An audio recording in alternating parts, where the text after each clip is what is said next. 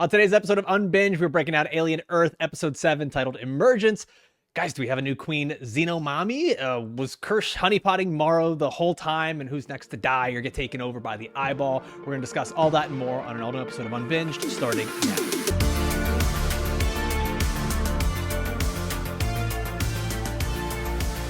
Welcome to Unbinged, the podcast where we break down these shows and movies you love to binge. I'm your host, Alfredo Brown, joined as always. I've got Matt Kopfhamer, Jagger May, Samantha Holt. And guys, we're going to jump into what this episode meant for these characters, what it can mean for this big finale. But first, let's get the spoiler warning. This is your one warning that we're about to spoil Alien Earth. People die, FYI. All right, guys, this episode is titled Emergence. And I think that opens up a question. It's like, this was the emergence of what? Because this was the emergence of like 7 different things, whether it's literally, figuratively, characters, creatures, whatever. Sam, when you look at this episode, this was the emergence of what to you? Feels like last week was the beginning of the breakout, and this was everything is out. So all of the aliens are getting out, and even, Eyeball Jones is on the move, is in a different location. Eileen. Something's going to be happening there. There's just a lot of things emerging, and I think it's just the time for the aliens to take over this island. You ready for them all to die that quick? I think we all kind of are on there, but Yeah. I love that you said, Alfredo, that everything is like an emergence of everything. Arthur, he got tongue punched through the chest by a little baby alien, and then we get the emergence of actual Kirsh's plan.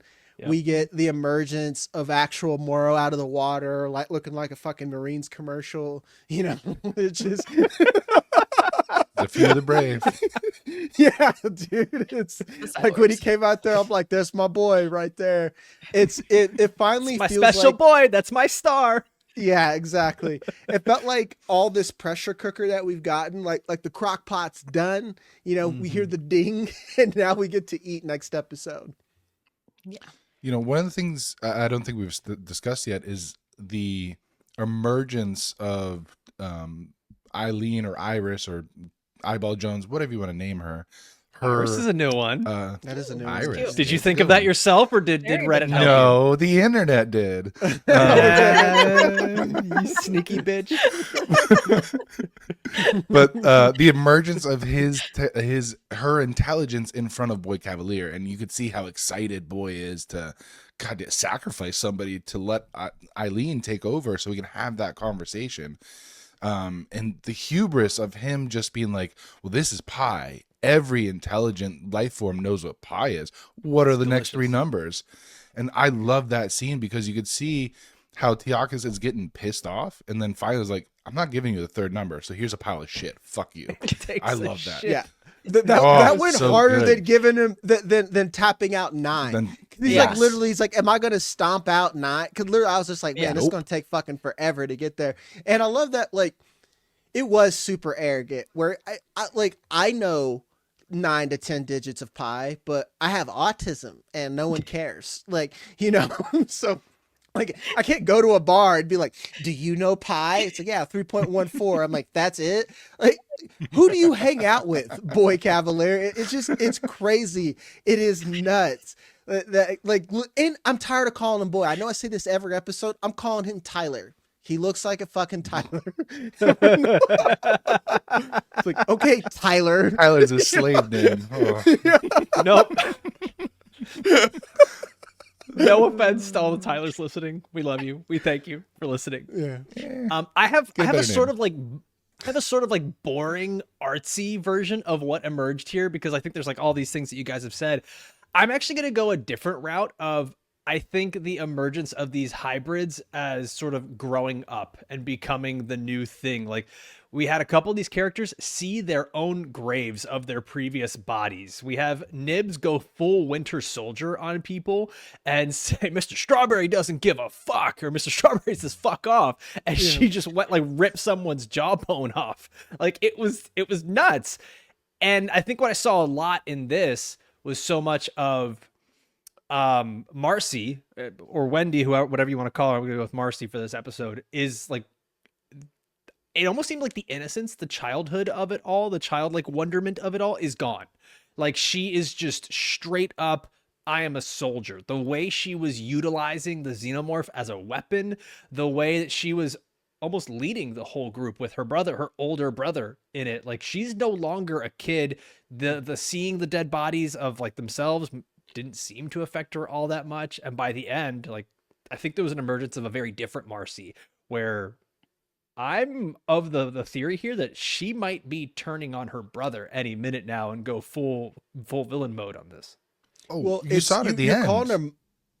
Yeah, when he shoots Nibs with the lightning and she turns like, what did you do? She is furious. And I think the whole point of the scene with the gravesite is to show that their humanity is dead. Like, they are no longer human. Bingo. And so this is her realizing that too and finally coming to accept that fact. And so what's the last vestige of her humanity is her brother. So is she going to finally cut that loose and then ascend to the demigodhood or whatever you want to call this? Because that seemingly is her path forward to become some sort of like xenomorph, like demigod. Yeah, and to reinforce that theory, Alfredo, you're calling her Marcy. She's Wendy, dog. Yeah, actually, you're right. This is this Marcy died. I think Marcy died the episode before last, when she's just like, I don't want to be human anymore, because you're like, once they started fucking with her, that was an immediate breach of trust at that point. And especially getting into child psychology, she still has that child mind. It's almost unfixable. Every event when you have that young mind is a canon event. Like, literally, you discovering that you fucking like love ice cream is like a canon event. You're like, fuck, this is my whole personality now. You know, like, everything is new. Which one? Which ice cream? Which ice cream was it? For me, it was strawberry cheesecake. But okay. Yeah, I can't go wrong with that. Or like salted caramel is when you get fancy. You're not eating salted shit as a child. Like, I didn't have that sophisticated of a palate. But I digress.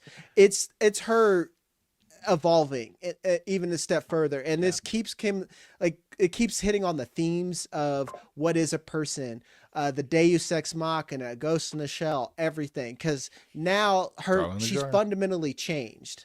Everything is Ghost in a Shell and Watchmen. I'm about to bring that up later.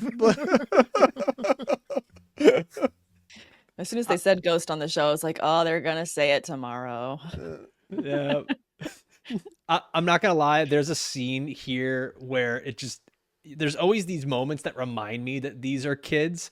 Definitely with Nibs bringing Mr. Strawberry with her, but the one that was just sending me is Smee sitting there listening to the doctor, and he's just swaying back and forth with his arms behind him, and it's just like, I've never looked at a fully grown man and been like, he's kind of adorable. Look what he's doing right now. And like, that's where I was at that moment. But then there's such a stark contrast of what we see in just a moment with the emergence of this chest burster.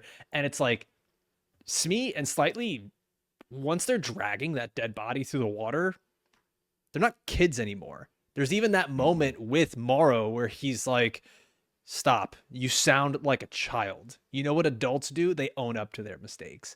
And it was just like, damn, okay, everyone just grew up in this episode. Every single one of them. Yep. Except for Curly. She seems to be the only one that regressed. She's at home on her iPad playing video games.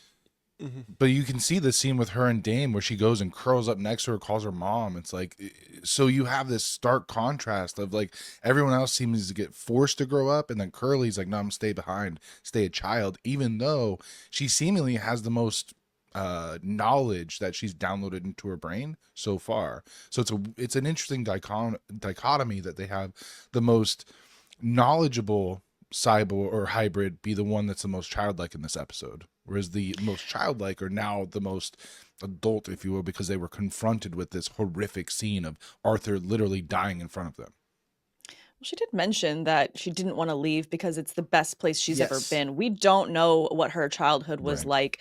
So it could have been a situation where she was really deprived of a lot of things, a lot of love, a lot of attention, a lot of opportunities. And in this place, all she sees is that. And so that's what the knowledge and the learning was so exciting about. But now it's all overwhelming because it's too much.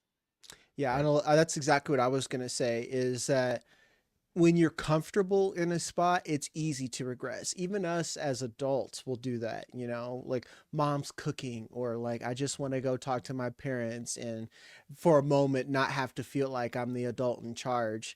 And that's like you said, Sam, like we don't know what she went through. Like maybe she was literally like this little orphan Annie with like cancer or some shit like that. She's just like, these people, I wouldn't say feed me or let me sleep, but they let me hang out and they got dope toys and I got this like sick ass body. So like, why would I want to leave? Whereas everyone else, they had comforts of home and family.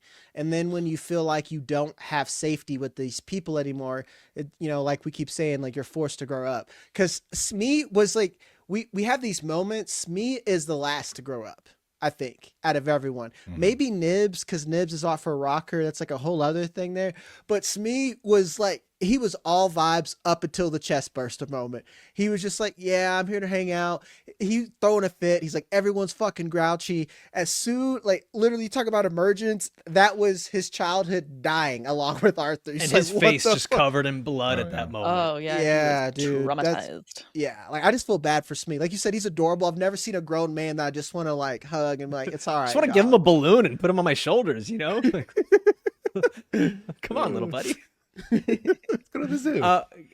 Guys, we're going to talk more about Kirsh and like what's going on there with he and Morrow. Was this whole thing a setup? Before we do that, though, I want to remind everybody, we've got a bunch of ways that you can enjoy this show. First, it's right here on YouTube. The other ones are going to be Apple Podcasts, Spotify, wherever you get your shows. And right now, we've got a giveaway going on. We are giving away 2 $100 Amazon gift cards, and these are going to go to the people that give us the best theories that we can get in the YouTube or Spotify comments, or you leave that theory in an Apple Podcast review. Those are going to be the 2 separate giveaways there. So YouTube and Spotify or Apple Podcasts. We're going to reveal the winners of this on our premiere episode of It Welcome to Derry, the breakdown we do of that on October 26th. And also, like I mentioned, there's just a ton of reasons to subscribe. We're already doing Alien Earth right now. We've got Peacemaker. Gen V is coming out right today, actually. It just came out today, the day that we are recording this, September 17th. Task is really, really good on HBO. There's Landman, It Welcome to Derry, like I mentioned, Fallout. Like there's so many good things, Stranger Things, a lot that's coming up. So make sure you're subscribed here. We're going to be talking about all of it. Kirsh, this was the main talking point of last episode. What's his plan? What is he doing? Is he a bystander? Is he a saboteur? And I still think the answer is just yes. Like this is just it looks like it's a honeypot scenario right here where he's just luring in Morrow and the Yutani Corporation. But then there's still a part of me that's like, I think he still kind of hates Boy Kavalier and he wants to see everything go up in flames. Jag, do you have the same sentiment? I think more and more now he's showing how machine he is. And I think that he's still Boy Cavalier's man because of programming. Like he's not all the way off his leash and he does have a mission directive. You know, like I think it's like legitimately him trying to secure that lab is, to quote Wally, he's just like Eva. He's just like directive. Like, this is what I got to do. Yeah, he's a fuckboy and I hate Tyler, but like, it's like, this is my job and what I was ultimately programmed to do. And the moment that I realized that a lot of my theories that he might have cared for the hybrids is how he handled that entire situation from, oh, all right, I'm going to let you go here. I'm watching everything.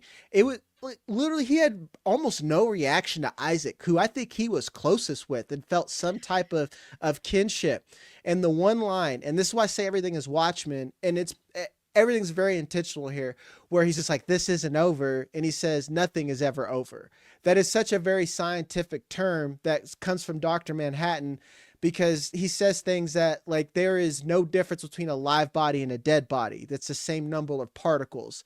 It's the fact that a soul doesn't exist, and like and matter only changes and evolves. It never actually is destroyed. Just shows how fucking mechanical this man is at this point. And there is zero ghost in that fucking shell. That's basically what I'm trying to say. Well, to jump off of that, Jag, we also get the line when Wendy asks, like, what happened? And he just, science happened. So it's like, you can see that disconnect where there is literally no humanity in Kirsh, because he is all machine, like you said. So even when something horrific happens to somebody that you would think he cared about or think he is close with, he's just like, nah, it's just science. Like, that's what happens. Like, something happens, we observe, and then we go on. And so observe and report. Pretty much. But again, there's still that part of me where watching last episode, especially, where he's just watching everything happen, and Boy Kavalier literally asks him point blank, is everything okay? And he lies to Boy, or Tyler if you want. He lies straight to his face. So there's still that little part of me where he's like, there's something going on in Kirsch's background beyond the programming, that he may have some sort of end goal beyond just observing and watching what unfolds. And I think especially when we get the scene where he tells the boys how to get to the beach, he's being a little bit more active in that sabotage. Again, maybe it was just to get Morrow onto the island, but there's something off about Kirsh, and I can't put my finger on it. And I'm hoping we get a big reveal in the finale. Yeah, exactly. To be honest, Kav, I think that his plan is so direct and simple that it's hard for us to comprehend. Like, and maybe I'm wrong. Like, legitimately, his only thing is science and to serve the science of Prodigy. That is his one purpose. And maybe I'm leaning too far the other way. Like, we're just overthinking it. He's a fucking machine. What is his program? Like, what is his directive? Yeah, it really is. Like, to us who've seen Rick and Morty, it's a handsome toaster. Yeah. What is my directive? Yeah, well, yeah. He's like, what is my purpose? What is my purpose? Yeah, like to put butter on toast. And he's like, oh, like that's his only purpose.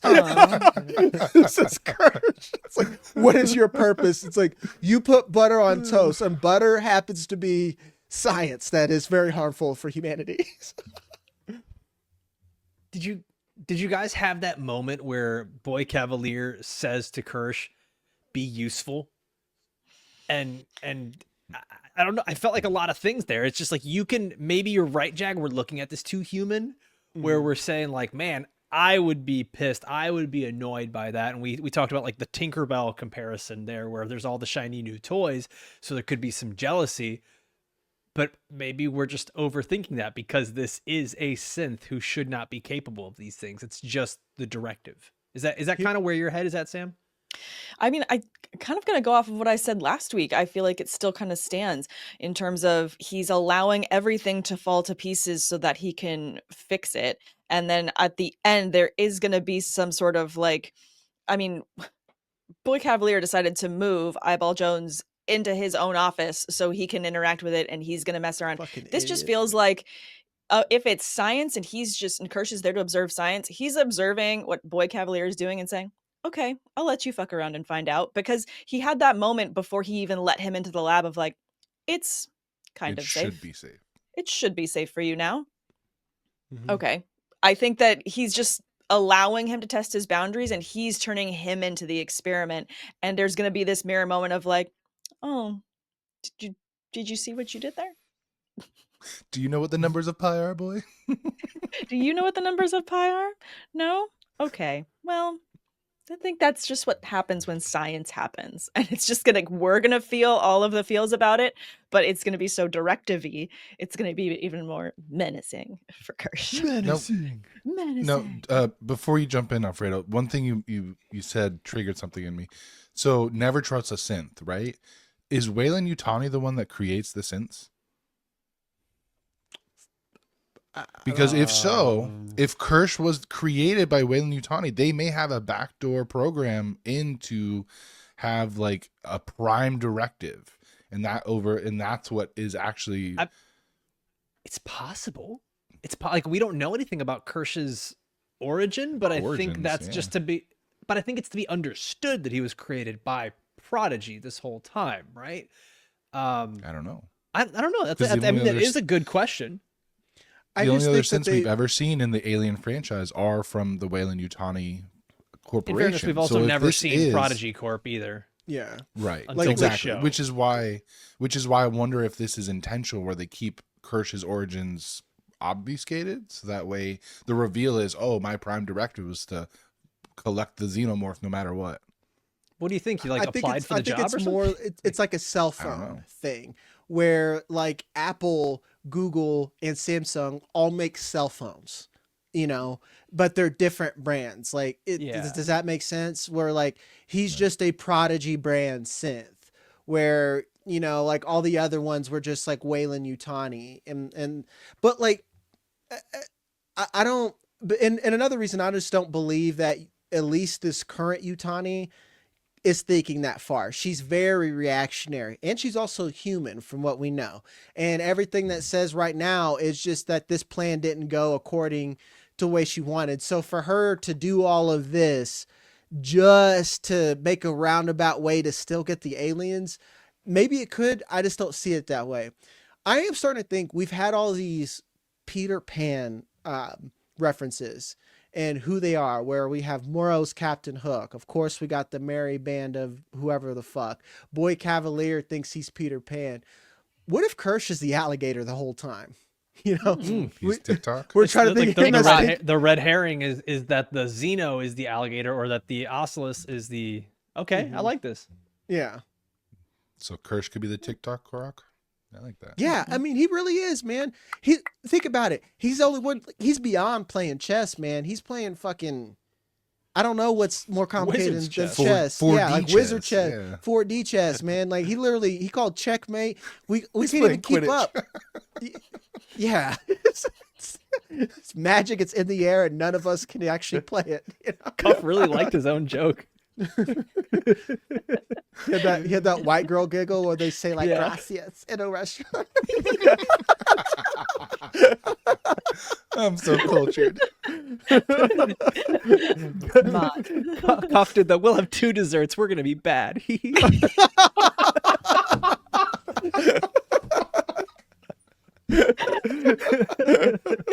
Oh my god. Okay. We weren't talking about. You guys have anything else you want to add to the Kirsh thing? Like anything else with Kirsh and Morrow here before we move on? Didn't talk about the luring of Morrow and how that's part of the plan. And I think that it kind of goes into the science part of he knew that Yutani was going to try and get the aliens anyway. And it's like, okay, we'll let you try and see how it goes. And this just is a part of allowing, you know, the science experiment to happen and observing how it goes. And because he's aware of it, it's like, you're not that sneaky. This is how it goes if you're not planning for it. So his awareness of Slightly's plan, his awareness of Morrow's plan is just so puppet mastery in a way of just letting the puppets puppet themselves and being the smarter one in the room and just being like, and that's what happens when you guys play without any supervision. And then everything goes to shit. It almost feels like a folie à deux, like a shared delusion among all these people where like they feel like they're in charge, but none of them are in charge. Everyone thinks they're in control. Yeah. It all goes back to control.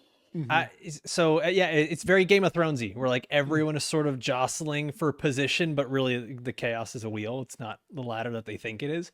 Thank you, little figure. I would say this, like I think the biggest indicator that Kirsh had this planned out, but like since day one, when he knew that there was a voice in Slightly's head, is that trap that gets the chest burster. Like, unless those have just been out all season long, I'm pretty sure he knew that one of these things was going to be getting out, and that he knew the amount of time it took for the chest burster to come out of the body, and like all of the likely paths it would take from where they would be on the beach, and they had to have set a bunch of those traps out. And then he drops the finders keepers. Like, that is someone who planned this out and knew it the whole time. And it surprised me because to give Morrow credit, he had to have known too. He's like, because he already told Yutani, he's like, it has a low chance of success. Last episode, he's like, so like they're already planned, and he's like, best case scenario, cool, I get one of the Xenomorphs and I don't have to try that hard. I can get it as a baby. The other scenario, it's what he planned. It's going to destabilize the island. Cool. This dude's going to knock everyone else out. What you got a thought, Alfredo? Spit it. What if it's a double crisscross where Morrow wanted to get captured so that he can get into the facility and actually get the eyeball, because that is another creature that I'm like, the wheels are spinning now. Because if we're saying everyone thinks they're in control, get caught. Right? True, it could be the crux of. Because we've seen how capable he is on his own. So if he gets inside the facility, I'm sure he has a plan on escaping whatever confinement they're going to put Morrow in or put him in, and then from there he's got run of the facility. So yeah, that's a great point. Absolutely. Good job. Mean, we only got one more episode to wrap this shit up, Elise. And we know and we already got a hint now that Holly said that they already got their next location.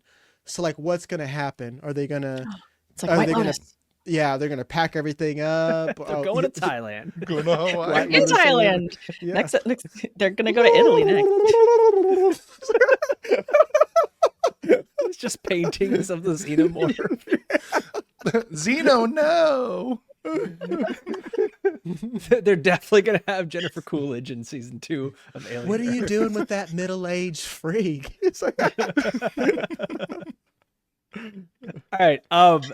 Next thing on here is I think this was kind of we talked about this earlier about how there's like an emergence of the kids that were growing up, and that was something I noticed. They called them kids a lot in this episode, and that's not something that they had been doing throughout the series. They really emphasized calling them kids, and what happened to one of the kids, we'll send him to his room without dinner.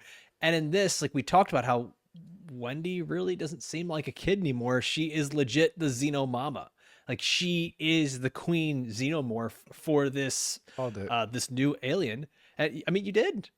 And like, I have so many questions that probably aren't germane to the conversation of like, was this just an imprinting thing? Is it because the Xenomorph's like, oh, you can talk? I like you. Like, I don't know what all goes into that.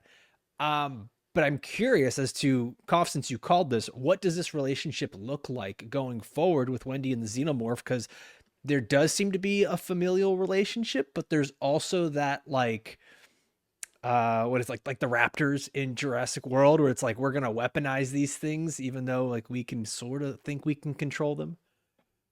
So I think this episode especially set it up to where it's going to backfire on her. She's going to think she's in control. She's going to think that it's on her side, and then it's going to turn on her, whether it, takes out Joe, her brother in front of her, or it turns on her and attacks her. The reason I think that is there's that one, right. There's that one line where Joe asks, like, what'd you say to it? And she's like, well, I told it to go hide and follow, I think. So she is still unsure if she is truly communicating with it and understanding it, and if there is that two-way street. So I really do think that we're being set up for a turn from the Xenomorph onto Wendy, where it's going to attack her, or somehow the other one is going to escape. The one that they captures a baby is going to grow up, and then they're going to team up, and now you have two, and just they're going to be and Robining it throughout the island. Maybe we have a morph off, Ooh.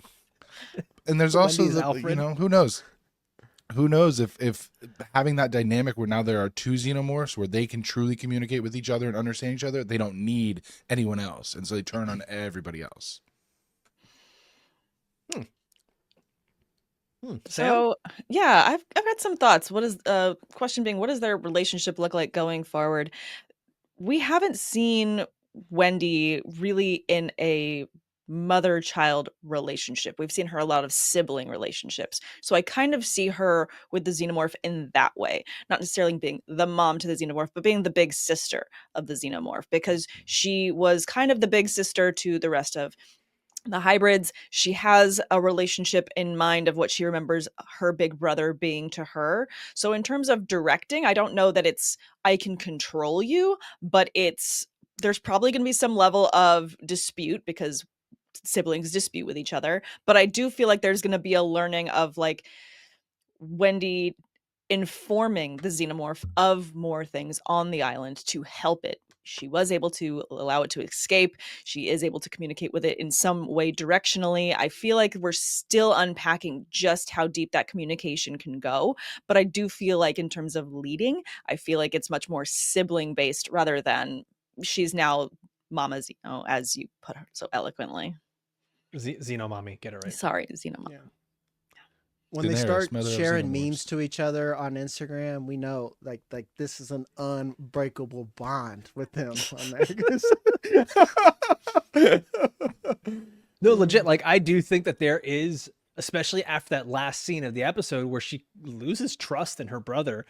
I think we're actually at a point where Wendy might feel like the only thing she can trust is the thing that she believes she can control. Like there's a loss of innocence here with Wendy. And I'm wondering if that's kind of the only relationship that she, I don't want to say values going forward, but like she latches onto going forward. And I do think both of them make it out of this thing alive. Like, especially if we're looking at a season 2 of this show. Yeah. Jag, what are your thoughts on the relationship here with Wendy and the Xeno? Low key kind of hate it, but I do think it's like an imprinting type thing. Because it's just, I guess the Xenomorph can't see, obviously, and they run off vibes. It's like, oh, you were scared, little bitch. You know, here's a tongue punch, and you know we got this synth that could speak the language. Heat signatures, right? So if she doesn't have a heat signature and speaks its language, it's kind of like one of us. Yeah, exactly. And yeah, because like obviously they're cold-blooded. I don't know how warm acid is like physically, you know, as far as temperature, but it just I don't understand the science. So I'm assuming that like season 2, maybe they explain while they will follow Wendy, this like one little synth thing that's gonna take her little Chris Pratt Raptors on a merry-go chase, you know, like that's what it feels like to me. Like I don't think that they're going to turn on her. It's just what is Wendy going to turn on? It's like you said, is she going to turn on Joe? She just feels like this innocent child who's getting pushed away from humanity one episode at a time, you know. Well, she's already turned against humanity when she let the Xenomorph escape and murder everybody in the lab. Sam's got that idea finger. That was intentional on Wendy's part. That wasn't a Sam. You got to do 2. I want to free my Windhorst. Yeah, the one. Why is that? No, I was just gonna add. You talked about if they can see or not. They can see. They can perceive the environment through a combination of superior senses, including echolocation, detecting electrical impulses, and possibly a form of magnetic vibration perception. Sam just put it on the table. Mm-hmm. That's why you're the brains. Said, you guys can't Google as fast as I can. Yeah. I can. Because I knew it was echolocation, especially with the clicks, but I felt like it was more than that. Yeah. Like, what if the Xenomorph's just really into her? Just like damn, Wendy, you know. He saw those arms. Yeah, like saw those. Yeah, she got the fucking Michelle Obama's dog. She jacked as hell. You know? She's got some serious Pilates arms. I'm trying to get them myself. It is hard. Yeah. Get a synth Gotta body. get that protein, Sam. Yeah, that seems simple. Yeah, there's a Costco next to make me. It for you.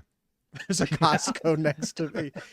Load up on Greek yogurt. That's what I do to get extra protein. I do like my Greek yogurt.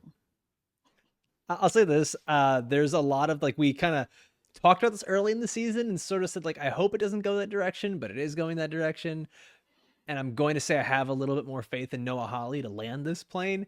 It is very Jurassic Worldy right now with the, it is like me. I'm going to let it out of the cage. I can control it. Let me put my hand up. Let me do the buzzes and clicks at good. it. You know, that was solid. I've been working on it. That's all I've been doing when we're not recording. In the mirror, just your wife is just like, hi. She's just across the house. What are you doing in your office? Nothing. I'm not hungry. like he's summoning a cat. I do think we probably get like her and the Xeno going separate paths, sort of like Blue and whatever in Jurassic World. I can't believe we're referencing that franchise. I know, man. I know. But like, there's too many similarities, right? They're in the tropical climate. They're in this like containment facility of these things that absolutely are going to kill everyone. Yet the people and hybrids in the area have the hubris to think they can control it somehow. Ooh, science. That's so fun. Don't know where that came from. Just imagine. I don't know why I like yassified science. Yeah. That was so good. Okay, so like actually let's do that then. Who makes it out of the finale here. Right now, my only call is I think it's going to be Wendy, the Xenomorph, and then I'm going to say Kirsh and Morrow. Those 4 make it out. Do you guys have thoughts here? I think Curly. I think I told you guys pre-show the only survivor that I want to see and I think is going to see is going to be Kirsh with 2 Xenomorphs on leashes like DMX walking out of that facility. Oh, you're really leaning into it. Okay. Leaning into it. That's all I want. That's all you want. Yeah, I think Curly could make an interesting future villain because she like it just the setup's too good. Like if I'm a writer, I'd be like, oh yeah, I love we came from the same hood, but we grew up on but we end up on different sides of the track routine. It's basically Creed 3. Yeah. It's like you ruined my life. Yeah. Curly becomes Jonathan Majors. She literally used that line. She's like, I don't blame him, I blame you. Oh yeah, exactly. Yes. Okay. Yeah, like Curly's a good villain. That's cooking right now. Good villain name too. Yeah, I'd be pissed if my name was Curly, like as well. Like why are you a villain? They named me Curly, like a Boy Named Sue type shit. You know? It's like I got a bad name and it's everybody's problem. Do you remember the old skit, the sketch from All That with Kenan Thompson, where he had a character? It was like an angry cowboy named Nasty Nancy, and they're like, "Why are you so nasty?" He's like, "You'd be nasty too if your name was Nancy." Yeah, exactly. That doesn't work in 2025, but I get it. Sam, who do you think makes it out? Well, I definitely think Kirsh makes it out. I like the argument why Curly would make it out as well. I obviously think Wendy's going to make it too. I feel like the brother makes it into the next season. I don't know. Something about it. I think that maybe there can be a separation of like, you're trying to save me, go save yourself. And she lets him go off to save himself. And then she goes off with the Xenomorph. But I don't know. Part of me feels like he's going to make it into season 2. I hope he does the paw hit where like, she's like going to save him. And he's just like, let me die. The amount of times Jag has just put his hand to the camera in this episode. Okay, I have a theory on Joe Hermit. I mean, it's not even, I don't even think it's that much of a theory. I think that Boy Kavalier intends to put the eyeball monster in him. Like he even said it. He's like, get me. He's going to turn Joe into a hermit crab. I forget that they all are about to be captured. Jar. Yeah. It's not a bad joke. The show set it up. I think that he wants that, but he's going to go to immediately do it, and he's not going to be immediately available, and I think it's going to end up in Dame Sylvia. Well, they've been captured, though. No? Like they captured Morrow. Like we ended with them. No, they captured Joe and Wendy, too. Like they're all surrounding them with guns on the boat, and after he shoots the one... like he stops Nibs. They're all sitting there like they're going to take him into custody, and Kavalier's absolutely going to be like, this is the mold scrubber that I was thinking of getting. Let's put him in because he has the lowest IQ and we essentially already own him anyway since he has the synthetic lung. Let's see what happens when we put the eyeball in there. One thing that I think is a plot device, and maybe a plot hole, but maybe it's not a plot hole. It's just that smart. How can the T.Ocellus all of a sudden know like Aramaic numerals? You know, like just like all of a sudden it could read 3.14. Like that's something else we don't talk about. You know, you gotta have a certain suspension of disbelief. They really hand waved it. They hand waved it that like math is the intergalactic language and universal language. Like you know, it kind of says it should be understood because it's the circle. We have to remember too, though, that T.Ocellus had also taken over Shmuel at one point. So who knows what it retained from taking over the guy on the ship? Yeah. Okay. Sure. Right. I can allow that. Sorry, I had to bring that up. So. No, we're actually. I thought you were gonna say like my thing, which is, the lung, like the synthetic lung. Like we really haven't had much of a payoff on that, other than you can't leave the island and you're gonna stay here. Does it and what is the lung? Is it like a 3D printed thing? Like you know how we can like print organs kind of now? Like we've like advanced that. Is it like a mechanical thing where it's some Rivermind type shit that if you leave your covered zone, all of a sudden you're like You know, like we don't even know. Is there like an expiration date on it? Yeah, I mean, or what level of control you have in it, like in terms of tracking. To Liz, I think your point. Can you turn it off? Can you turn it off? Yeah. Well, because he did ask about Toodles in terms of, well, can we reboot? Just immediately thinking, well, we've got that data saved. Can't we just turn it back on? And then, Kirsh being like, well, yes. Conceptually, yes, it's complicated, but the idea that, that's another Jurassic Park theory, by the way. Another Jurassic Park connection. It's the Sam Jackson. In theory, yes. I'm just saying.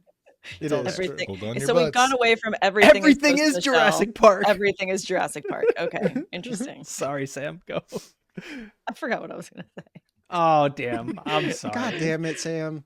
Like, I'm so sorry. Sam after I didn't me for Alfredo interrupting and derailing. I don't blame him. You were talking about the lung.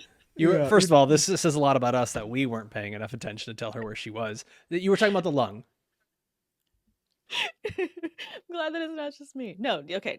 Talking about the lung, I do think it makes sense considering, their hubris with technology and how, Boy Kavalier says, well, we can just reboot Toodles.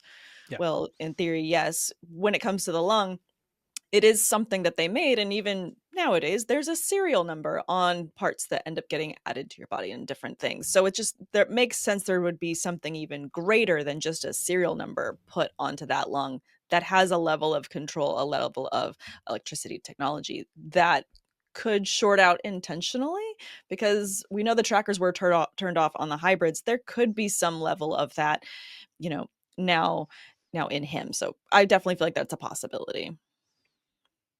I dig this, guys. We have the finale, right? This was the penultimate episode. We're coming up to the last episode. There could be a lot to try to fit in there, but I'm also pretty sure we're going to get a lot of open-ended stuff. Like, we're not going to get a ton of resolution in this because it is just one episode. They are going to carry things over into season 2. But is there something that you absolutely need to see in this final episode? Is there like a showdown of characters or a plot point that you need tied up? Kopf, I'll start with you. I need to see Boy Kavalier get taken over by T.Ocellus. I want to see that happen, where he thinks he's in control. He thinks everything's hunky-dory, and then Eyeball Jones just goes, whoop, and takes him over. Kopf's like, I need to see him get skull fucked by an eye monster. That's all I want for Christmas. So does that mean you think he would make it to the next season with the eyeball monster in him? I think there would be, because I think that becomes a crazy villain for the next year. Yes, I think there would be an interesting storyline if T.Ocellus actually does take over Boy Kavalier and does absorb his intelligence and like history, whatever, realizing, oh, I am in control of this giant country corporation essentially, and my adversary is the Yutani Corp, Weyland Yutani, and so we're going to see maybe that continued evolution of corporate rivalry, where now T.Ocellus is like, well, I can take over the whole world if I jump to the bigger corporation. I like that. But I think... But I also hate it. But no, because what I really want is I want Boy Kavalier to die. So I think that T.Ocellus is actually going to take over Adam, the butler assistant guy. Oh, that bald creepy fuck has a bald creepy guy. Isn't he a synth? I thought he was a synth. No, I don't think he's a synth. I think he's a human. And I think that because he is, been Robining to the Batman of Boy Kavalier, I think Boy Kavalier is going to realize he can't get the right person that he wants to be taken over. And I think it's going to be a trip and shove you into the container with him. And I think he's going to end up with T.Ocellus in his eye. And I think with all of his knowledge, he's just going to absolutely destroy Boy Kavalier verbally with his level of intelligence to completely degrade him. And then he's also going to orchestrate Kavalier's demise in his own way, but from another direction. I think that the Ocelus would look at Boy Kavalier and think, there's no way I'm inhabiting you. I want to go to someone that to you, child, boy, man, child. I'm not going into you. I'm going to go into someone that can take over with all of your knowledge of your company. And I'm going to use that to my advantage. And who's better than that? But, his right-hand man. So I feel like who also has a lot of vendettas against Boy Kavalier, I feel, especially in the way that he's been treated. So I think that there could be that jump for Eyeball Jones. I think we're being sexist. We can't rule out Dame Sylvia. Yes. That was my other idea. She's expendable now that Arthur's gone. Yeah, well, so like the way that Kavalier talked about it, he said, "Oh, one of the scientists," and they said, "Actually, no. Let's get someone really low IQ to test it. Like it could be multiple people. Yeah, like he could just be out here. He could be out here try it on that. So like that's where my head is sort of going. Is that he tries it out on Joe, and then it goes from Joe to Dame Sylvia. It goes from Dame Sylvia to his little Alfred assistant dude, and I think." And this is what I'm going to assume is like my thought process is that since Morrow is different, he's a cyborg. He still has an organic body, but with certain synthetic parts enhancements that the T.Ocellus can inhabit Morrow, and that ends up being who he ends up in by the end of the show. And we go into the because like I don't think we can go into the next season without Morrow, without Kirsh, without Wendy, and without multiple Xenomorphs and the T.Ocellus. Like those are the stars of this show. If you're going into the next season without them, I could give 3 flying fucks about Boy Kavalier. Like I hope he gets ripped to shreds by the Xenomorph, and a lot of the other hybrids, like whatever. Actually, bring back Smee. He's pretty dope. He's fun. But like those characters I listed, those are the ones that I want to see, and I kind of want to see Morrow get the power up of the T.Ocellus. That would be sick. That like that'd be ultimate. Do you think Morrow may sacrifice himself to the T.Ocellus as a way of completing his mission because he wants to get the monsters back to Yutani? Oh, that's interesting. And he has at this nothing point, Koff, to live you've been for right. anymore. You've been right about a lot of stuff. I'm not going to discount your theories anymore. I've been doing that for like the last 3, and you've just been on a heater. It's Kopf is like almost like that episode of It's Always Sunny where he takes the survey the Family Feud for Family Feud, where it's just like the Nightman is just like, I don't think that's an answer. Then it is. Me and Noah Hawley, man, we're one mind. Yeah, Kopf is the one person who read the script. So. All right, guys. Anything else you want to add before we head out? Kirsh is that dude. I hope he doesn't die.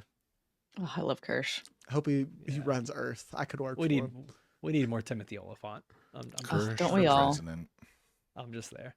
All right, guys. I think that's going to wrap it up for us. We are going to be back again tomorrow with our breakdown of the first 3 episodes of Gen V, which just dropped. Also, we'll be back again for the finale of Alien Earth next week, same time, same place. So don't forget, we've got our Amazon gift card giveaway that we're doing. It's 2 separate giveaways of $100. The first one is for the comments on YouTube or Spotify. The other one is going to be for reviews on Apple Podcasts. And honestly, guys, is just a phenomenal way to help us out. We are an independent podcast looking to grow. Share this with your friends that enjoy these conversations, that are watching these shows. You can keep going back and forth with your own theories.